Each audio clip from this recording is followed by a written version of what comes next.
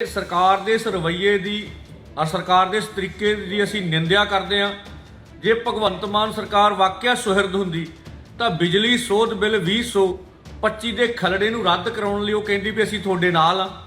ਠੀਕ ਹੈ, ਅਸੀਂ ਇਹਦੇ ਵਿਰੁੱਧ ਮਤਾ ਵੀ ਪਾਸ ਕਰਦੇ ਹਾਂ। ਕੇਂਦਰ ਦੀਆਂ ਨੀਤੀਆਂ ਨਾਲ ਅਸੀਂ ਸਹਿਮਤ ਨਹੀਂ ਹੈਗੇ, ਕਿਉਂਕਿ ਬਿਜਲੀ ਸੋਧ ਬਿੱਲ ਵਾਲੇ ਮਸਲੇ ਤੇ ਇਹ ਸਾਰਾ ਐਕਸ਼ਨ ਸੀਗਾ ਹੈਗਾ। ਅਸੀਂ ਪੂਰੇ ਪੰਜਾਬੀਆਂ ਨੂੰ ਇਸ ਜ਼ਬਰ ਦੇ ਰਵੱਈਏ ਦੇ ਖਿਲਾਫ ਡਟਣ ਦੀ ਅਪੀਲ ਕਰਦੇ ਹਾਂ।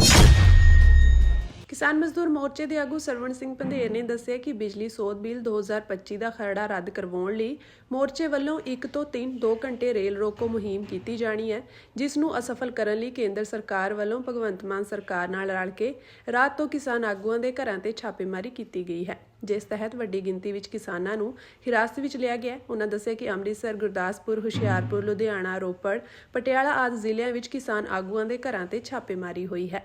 ਉਹਨਾਂ ਕਿਹਾ ਕਿ 1 ਤੋਂ 3 ਵਜੇ 2 ਘੰਟਿਆਂ ਦੇ ਰੇਲ ਰੋਕੋ ਮੁਹਿੰਮ ਦੌਰਾਨ 80% ਰੇਲ ਟਰੈਕਾਂ ਤੇ ਰੇਲਾਂ ਹੀ ਨਹੀਂ ਚੱਲਣੀਆਂ ਸਨ। ਮੁੱਖ ਰੇਲ ਟਰੈਕ ਤੇ ਕੁਝ ਰੇਲ ਗੱਡੀਆਂ ਰੁਕ ਸਕਦੀਆਂ ਸਨ, ਪਰ ਮਾਨ ਸਰਕਾਰ ਜ਼ਬਰ ਕਰਨ ਤੇ ਤੁਲੀ ਹੋਈ ਹੈ। ਉਹਨਾਂ ਪੰਜਾਬ ਦੀਆਂ ਸਾਰੀਆਂ ਜਨਤਕ ਤੇ ਜਮਹੂਰੀ ਜਥੇਬੰਦੀਆਂ ਨੂੰ ਅਪੀਲ ਕੀਤੀ ਹੈ ਕਿ ਸਰਕਾਰ ਦੇ ਇਸ ਜ਼ਬਰ ਵਿਰੋਧੀ ਰਵੱਈਏ ਦੀ ਜ਼ੋਰਦਾਰ ਢੰਗ ਨਾਲ ਆਲੋਚਨਾ ਕਰਨੀ ਚਾਹੀਦੀ ਹੈ ਅਤੇ ਪੰਜਾਬ ਦੇ ਲੋਕਾਂ ਨੂੰ ਇਸ ਜ਼ਬਰ ਦੇ ਵਿਰੁੱਧ ਅੱਗੇ ਆਉਣਾ ਚਾਹੀਦਾ ਹੈ। ਦੱਸ ਦਈਏ ਕਿ ਕਿਸਾਨ ਮਜ਼ਦੂਰ ਜਥੇਬੰਦੀਆਂ ਵੱਲੋਂ ਭਲਕੇ 6 ਮਈ ਨੂੰ ਸ਼ੰਭੂ ਥਾਣੇ ਦੇ ਬਾਹਰ ਦਿੱਤੇ ਜਾਣ ਵਾਲੇ ਧਰਨੇ ਨੂੰ ਵੇਖਦਿਆਂ ਪੁਲਿਸ ਵੱਲੋਂ ਅੱਜ ਕਈ ਕਿਸਾਨ ਆਗੂਆਂ ਨੂੰ ਘਰਾਂ ਵਿੱਚ ਹੀ ਨਜ਼ਰਬੰਦ ਕਰ ਦਿੱਤਾ ਗਿਆ, ਜਦਕਿ ਕਈ ਆਗੂਆਂ ਨੂੰ ਪੁਲਿਸ ਹਿਰਾਸਤ ਵਿੱਚ ਲੈ ਕੇ ਥਾਣੇ ਲੈ ਗਈ। ਕਿਸਾਨ ਮਜ਼ਦੂਰ ਮੋਰਚੇ ਦਾ ਜਿਹੜਾ ਸੱਦਾ ਵਾ ਉਹਦੇ ਵਾਲੇ ਮਸਲੇ ਤੇ ਜੋ ਪੰਜਾਬ ਸਰਕਾਰ ਦਾ ਰਵੱਈਆ ਵਾ, ਜਿਵੇਂ ਅਸੀਂ ਪਿਛਲੇ ਸਮੇਂ 'ਚ ਦੇਖਿਆ, ਜਿਵੇਂ ਪੁਲਿਸ ਸਟੇਟ ਬਣਿਆ ਰਿਹਾ ਪੰਜਾਬ, ਔਰ ਸਾਡਾ ਸਿਰਫ ਅੰਸ਼ਕ ਰੂਪ ਵਿੱਚ 2 ਘੰਟੇ ਦਾ ਰੇਲ ਰੋਕੋ ਸੀ। 80% ਟਰੈਕਾਂ ਤੇ ਟ੍ਰੇਨਾਂ ਆਉਣੀਆਂ ਹੀ ਨਹੀਂ ਹੈਗੀਆਂ 2 ਘੰਟੇ। 20% ਕੋ ਮੇਨ ਲਾਈਨ ਤੇ 1-2 ਗੱਡੀ ਦਾ ਅਸਰ ਪਊਗਾ।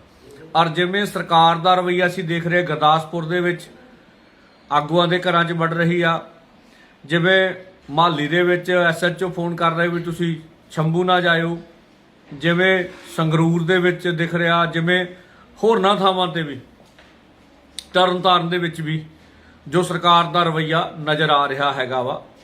ਸੋ ਇਹ ਪੀਸਫੁਲੀ ਅੰਦੋਲਨ ਨੂੰ ਕੁਚਲਣ ਦਾ ਹੈਗਾ ਵਾ। ਠੀਕ ਹੈ ਜੀ, ਇਸ ਕਰਕੇ ਸਰਕਾਰ ਦੇ ਇਸ ਰਵੱਈਏ ਦੀ ਔਰ ਸਰਕਾਰ ਦੇ ਇਸ ਤਰੀਕੇ ਦੀ ਅਸੀਂ ਨਿੰਦਿਆ ਕਰਦੇ ਹਾਂ। ਜੇ ਭਗਵੰਤ ਮਾਨ ਸਰਕਾਰ ਵਾਕਿਆ ਸੁਹਿਰਦ ਹੁੰਦੀ ਤਾਂ ਬਿਜਲੀ ਸੋਧ ਬਿੱਲ 2025 ਦੇ ਖਲੜੇ ਨੂੰ ਰੱਦ ਕਰਾਉਣ ਲਈ ਉਹ ਕਹਿੰਦੀ ਵੀ ਅਸੀਂ ਤੁਹਾਡੇ ਨਾਲ ਆ। ਠੀਕ ਹੈ, ਅਸੀਂ ਇਹਦੇ ਵਿਰੁੱਧ ਮਤਾ ਵੀ ਪਾਸ ਕਰਦੇ ਹਾਂ। ਕੇਂਦਰ ਦੀਆਂ ਨੀਤੀਆਂ ਨਾਲ ਅਸੀਂ ਸਹਿਮਤ ਨਹੀਂ ਹੈਗੇ, ਕਿਉਂਕਿ ਬਿਜਲੀ ਸੋਧ ਬਿੱਲ ਵਾਲੇ ਮਸਲੇ ਤੇ ਇਹ ਸਾਰਾ ਐਕਸ਼ਨ ਸੀਗਾ ਹੈਗਾ, ਔਰ ਪ੍ਰੀਪੇਡ ਮੀਟਰਾਂ ਦੇ ਉੱਤੇ। ਪਰ ਸਰਕਾਰ ਦਾ ਜ਼ਬਰ ਵਿਰੋਧੀ ਰਵੱਈਆ ਅਜੇ ਤੱਕ ਸਾਹਮਣੇ ਆ ਰਿਹਾ। ਅਸੀਂ ਪੂਰੇ ਪੰਜਾਬੀਆਂ ਨੂੰ ਇਸ ਜ਼ਬਰ ਦੇ ਰਵੱਈਏ ਦੇ ਖਿਲਾਫ ਡਟਣ ਦੀ ਅਪੀਲ ਕਰਦੇ ਹਾਂ।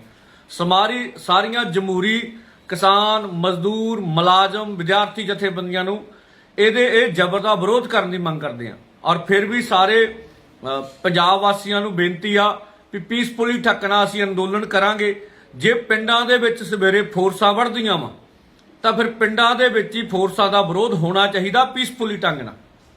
ਵੀ ਠੀਕ ਹੈ ਵੀ ਇਹ ਜ਼ਬਰ ਨਹੀਂ ਸਮਾਂਗੇ ਤਾਂ ਸਰਕਾਰ ਨੂੰ ਇਸ ਰਵੱਈਏ ਤੋਂ ਪਿਛਾਂਹ ਹਟਣਾ ਚਾਹੀਦਾ। ਔਰ ਪੀਸਫੁਲੀ 2 ਘੰਟੇ ਦਾ ਪ੍ਰੋਗਰਾਮ ਹੈ, ਉਹ ਐਲਾਨ ਹੈ ਅਸੀਂ 2 ਘੰਟੇ ਕਰਾਂਗੇ। ਤਾਂ ਇਸ ਕਰਕੇ ਆ ਵੀ ਇਹ ਸੱਦਾ ਦਿੰਦੇ ਆ ਵੀ ਸਰਕਾਰ ਜ਼ਬਰ ਦੇ ਉੱਤੇ ਤੁਲ ਚੁੱਕੀ ਆ। ਸਾਡੀ ਪ੍ਰੈਸ ਨੂੰ ਬੇਨਤੀ ਹੈ ਵੀ ਸਾਡੀ ਆਵਾਜ਼ ਨੂੰ ਜਿਹੜਾ ਵਾ ਪੂਰੀ ਦੇਸ਼ ਦੁਨੀਆ ਤੱਕ ਪਹੁੰਚਾਇਆ ਜਾਵੇ। ਧੰਨਵਾਦ।